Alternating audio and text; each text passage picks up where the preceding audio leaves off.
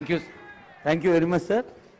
మనసు లోతుల్లోంచి ఆలోచిస్తే మంచి చేయటం సాధ్యమే అని నిరూపిస్తూ ఆర్థికంగా స్పందిస్తే ఆర్థిక సమస్యలకు పరిష్కారం దొరుకుతుంది అనే విశ్వాసంతో సాగుతున్న honourable deputy CM finance planning and energy పెద్దలు బట్టి విక్రమార్కమల్లు గారి సందేశం.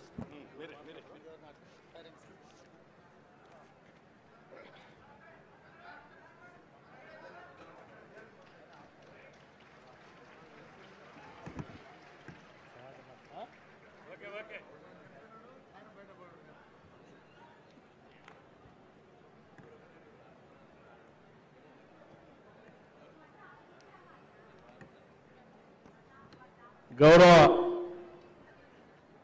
ముఖ్యమంత్రి వర్యులు శ్రీ రేవంత్ రెడ్డి గారికి, అలాగే జిల్లా ఇన్ఛార్జ్ మంత్రివర్యులు శ్రీ కోమటిరెడ్డి వెంకటరెడ్డి గారికి, మరో మంత్రివర్యులు ఉత్తమ్ కుమార్ రెడ్డి గారికి, మరో మంత్రివర్యులు తుమ్మల నాగేశ్వరరావు గారికి, మరో మంత్రివర్యులు దుద్దిల్ల శ్రీధర్ బాబు గారికి,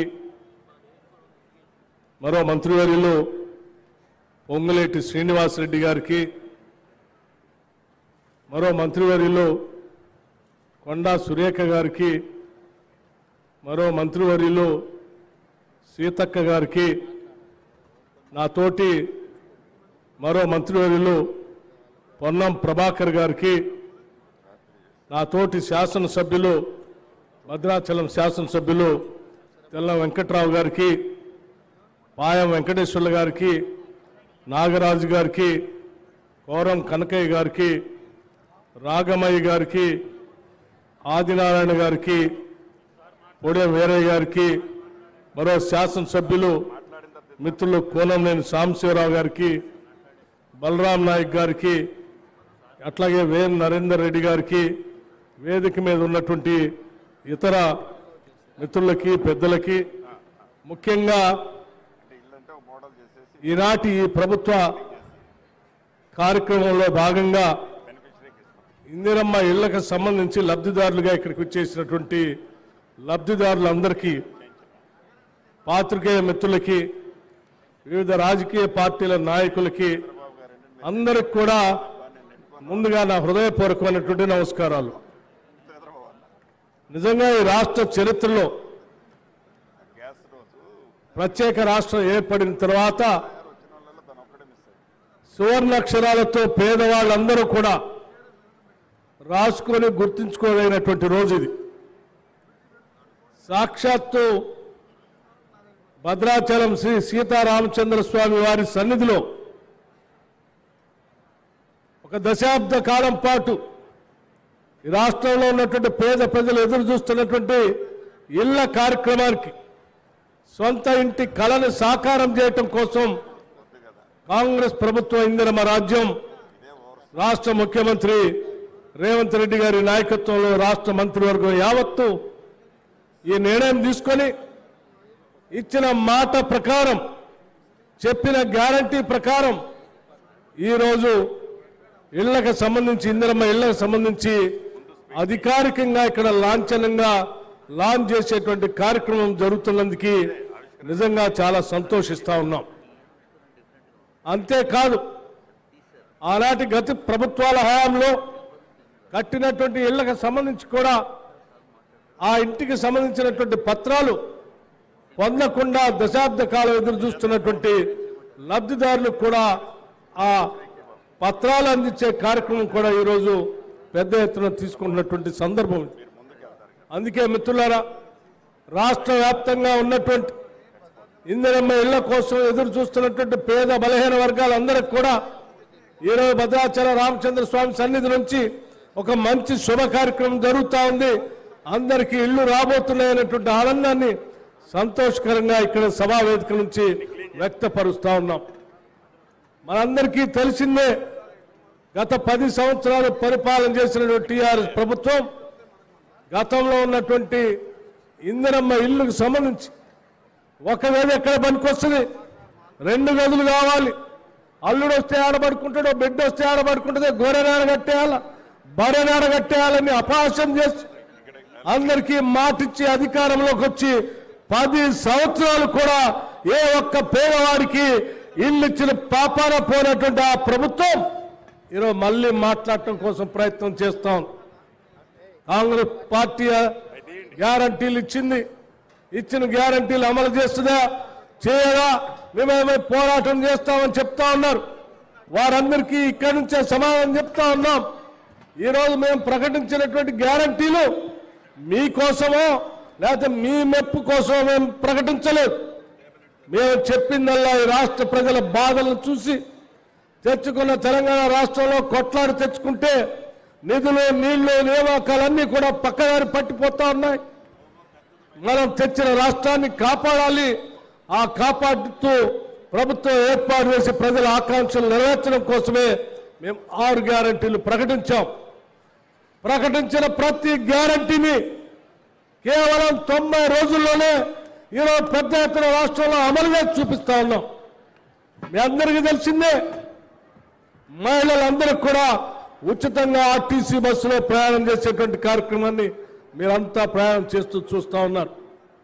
అట్లాగే 10 లక్షల రూపాయల వరకు ఆరోగ్యశ్రీ కింద ప్రతి పేద కుటుంబం, అర్హత కలిగిన కుటుంబం వైద్యం చేయించుకోవడానికి ఇప్పటికే ఆ కార్యక్రమాన్ని మొదలుపెట్టాం.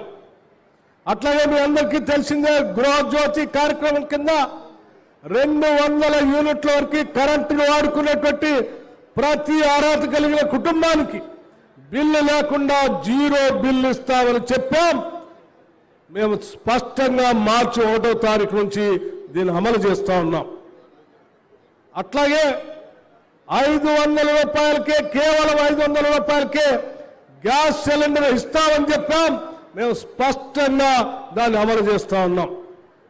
అదే స్థాయిలో ఈరోజు ఇక్కడి నుంచి ప్రతి శాసనసభ నియోజకవర్గానికి కనీసం 3,500 ఇళ్లకు తగ్గకుండా ఇందిరమ్మ ఇళ్లకి ప్రతి ఇంటికి 5 లక్షల రూపాయలు శాంక్షన్ చేస్తున్నటువంటి కార్యక్రమాన్ని ఇక్కడ నుంచి ప్రారంభిస్తా ఉన్నాం.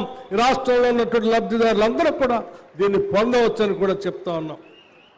అదే రకంగా ఈ ఇళ్ల లబ్ధిదారుల కార్యక్రమంలో భాగంగా ఎవరైనా గిరిజనులున్నా, దళితులున్నా ఇంకొక 1 లక్ష రూపాయలు యాడ్ చేసి 6 లక్షల రూపాయలు ఇవ్వబోతా ఉన్నామని కూడా ఈ సందర్భంగా మనం చేస్తా ఉన్నాం. మిత్రులారా, ఒక్కసారి ఆలోచన చేయండి. మనం పెట్టుకున్నటువంటి బడ్జెట్లో అది కూడా ఓట్ ఆన్ అకౌంట్ బడ్జెట్ పెట్టుకున్నాం. ఇంకా పూర్తి స్థాయి బడ్జెట్ పెట్టుకోలేదు. చెప్పిన మాటల ప్రకారం నిలబెట్టాలనే ఆలోచనతో మనం ప్రవేశపెట్టినటువంటి ఓట్ ఆన్ అకౌంట్ బడ్జెట్లోనే 7,740 కోట్ల రూపాయలు ఇళ్లు కట్టడానికి బడ్జెట్లో నిధులు కేటాయించి అధికారికంగా ఈరోజు లాంఛనం చేస్తున్నాం. ఇదేదో తూతూ మంత్రంగా ఆషామాషిగా చేస్తున్న కార్యక్రమం కానే కాదు. గత ప్రభుత్వాలు చెప్పినట్టుగా రూపాయి కూడా బడ్జెట్లో కేటాయించకుండా 10 సంవత్సరాలు మేము డబుల్ బెడ్రూమ్ ఇల్లు ఇస్తామని చెప్పి ఆశ పెట్టి ఎవరికి ఇల్లు ఇవ్వనటువంటి ఆ చరిత్ర కేవలం 90 రోజులు కాకుండానే చెప్పిన మాట ప్రకారం బడ్జెట్లో 7,740 కోట్ల రూపాయలు కేటాయించిన మాట తప్పకుండా ప్రతి శాసనసభ నియోజకవర్గానికి 3,500 ఇళ్లను కేటాయిస్తూ అధికారికంగా చేసేటువంటి ప్రభుత్వం ఈ ప్రభుత్వం. ఇందిరమ్మ రాజ్యానికి టీఆర్ఎస్ ప్రభుత్వానికి ఉన్న తేడా ఈ ఒక్కదానితోనే స్పష్టత వస్తా ఉందని చెప్పి మీ అందరికీ నేను సవినయంగా మనవి చేస్తూ, ఇక్కడ లబ్ధిదారులకి అట్లాగే పేదవాళ్ళందరికీ, ఇల్లు లేనటువంటి వాళ్ళందరికీ ఇల్లు కావాలని కోరుకునేటువంటి అందరికీ విజ్ఞప్తి చేస్తా ఉన్నాను. దయచేసి ఈ ప్రభుత్వాన్ని ఆస్వాదించండి. దయచేసి ఈ ప్రభుత్వానికి కావాల్సిన సహాయ సహకారాలు అందించండి. ఏ పేదవాళ్ళ కోసమైతే కాంగ్రెస్ పార్టీ 6 గ్యారంటీలు ప్రకటించి అనేక రకాలైనటువంటి ఆర్థిక ఇబ్బందులు ఉన్నప్పుడు కూడా ఏ ఒక్కదాన్ని కూడా వదిలిపెట్టకుండా రూపాయి పోగేసి దోబరా ఖర్చులు తగ్గించి చెప్పిన మాట ప్రకారం ప్రతి పైసా ఈ రాష్ట్ర ప్రజల కోసమే ఖర్చు పెడుతున్నటువంటి ఇందిరమ్మ రాజ్యాన్ని ఆశీర్వదించవలసిందిగా మీ అందరినీ నేను విజ్ఞప్తి చేస్తా ఉన్నాను. దయచేసి మీ ఆశీస్సులు, మీ విజ్ఞప్తులు, మీ అభినందనలు ఉన్నంత కాలం ఈ రాష్ట్రంలో పోగేసే ప్రతి పైసా ప్రజల కోసమే ఖర్చు పెడతాం తప్ప పాలకులు దోచుకున్నట్టుగా, గత ప్రభుత్వాలు దోచుకున్నట్టుగా ఈ రాష్ట్ర ఖజానాన్ని దోచుకోనివ్వు అని చెప్పి యావత్ మంత్రివర్గం అంతా కూడా ఈ రాష్ట్ర ప్రజలందరికీ కూడా మాటిస్తా ఉన్నాం. భద్రాచలంలో ఈరోజు ఉదయాన్నే లక్ష్మీ నరసింహస్వామి దేవాలయంలో యాదగిరి గుట్టలో దర్శనం చేసుకొని ఆ దేవుడికి ఇక్కడ ఉన్నటువంటి రాముడు వారిని దర్శనం చేసుకొని, అయ్యా ఈ ప్రభుత్వం పేదల కోసం సంకల్పంతో ముందుకు పోతా ఉన్నాం. ఏ ప్రజా సంక్షేమం కోసం అయితే ఇందిరమ్మ రాజ్యం రావాలని కోరుకున్నామో ఆ రావటానికి మీ ఆశీస్సులతో అధికారంలోకి వచ్చాం. వచ్చినటువంటి ఈ ప్రభుత్వం చిత్తశుద్ధితో ప్రజల కోసం పనిచేయడానికి సిద్ధంగా ఉంది. ఈ చేసేటువంటి కార్యక్రమానికి మెండుగా మీ ఆశీస్సులు కావాలని చెప్పి ఆ లక్ష్మీ నరసింహ స్వామి వారి ఆశీస్సులు, ఈ భద్రాచల సీతారామచంద్ర స్వామి వారి ఆశీస్సులు తీసుకొని ఈరోజు పేదల కోసం ప్రవేశపెట్టినటువంటి ఇందిరమ్మ ఇళ్లని మీ ముందు ఈరోజు ఆవిష్కరింప చేస్తా ఉన్నాం. అందుకోసమే చాలా సంతోషంగా కూడా ఉందని చెప్పి మీ అందరికీ నేను సవినయంగా మనవి చేస్తూ, ఇక భద్రాచలానికి సంబంధించినటువంటి అనేక అంశాలు ముఖ్యమంత్రి గారు మాట్లాడేటప్పుడు తప్పనిసరిగా అంశాలన్నీ మీ దృష్టికి తీసుకొని వస్తారు. కానీ గతంలో జరిగినటువంటి కార్యక్రమాలు మాత్రం 1-2 కార్యక్రమాలు మీకు గుర్తు చేయదలుచుకున్నాను. ఎందుకంటే ఈ భద్రాచలం పట్టణానికి కానీ, దేవాలయానికి కానీ, ఈ పరిసర ప్రాంతాల అభివృద్ధికి కానీ ఏ ప్రభుత్వం అయినా ₹1 ఇచ్చింది అంటే ఆనాటి కాంగ్రెస్ ప్రభుత్వాలే ఇచ్చాయి.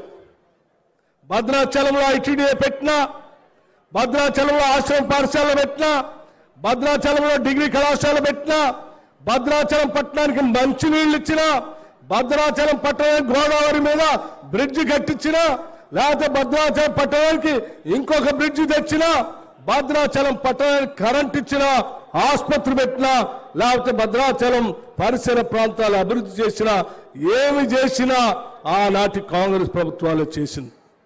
ఆ తర్వాత 10 సంవత్సరాల కాలంలో ఇక్కడికి వచ్చి అనేక మాటలు చెప్పి ఒకసారి 500 కోట్లు ఇస్తా అన్నాడు, ఇంకోసారి 100 కోట్లు ఇస్తా అన్నాడు, ఇంకోసారి వచ్చి కరకట్ట కట్టిస్తా అన్నాడు, ఇంకోసారి వచ్చి కుర్చీ వేసుకొని నేను పని చేస్తా అన్నాడు. మాటలు చెప్పారు తప్ప భద్రాచల పట్టణానికి ఏమీ చేయలేదు. కానీ మేము చాలా స్పష్టంగా చెప్తా ఉన్నాం. ముఖ్యమంత్రి గారు చెప్తారు, వారు స్పష్టత చాలా స్పష్టంగా ఉన్నారు. భద్రాచల పట్టణానికి కానీ ఈ పరిసర ప్రాంతాల్లో ఉన్నటువంటి మిగతా నియోజకవర్గాల అభివృద్ధి గురించి కానీ ఏం చేయాలనేటువంటి ఒక యాక్షన్ ప్లాన్ స్పష్టంగా ఉంది. తప్పనిసరిగా ఆ అంశాలన్నీ మీ దృష్టికి తీసుకొని వస్తాం. చెప్పటే కాదు, చేసే ప్రతి కార్యక్రమానికి కూడా మీ అందరూ ఆశీస్సులు ఇవ్వాలని చెప్పి మనస్ఫూర్తిగా కోరుకుంటూ సెలవు తీసుకుంటున్నాను. జై హింద్.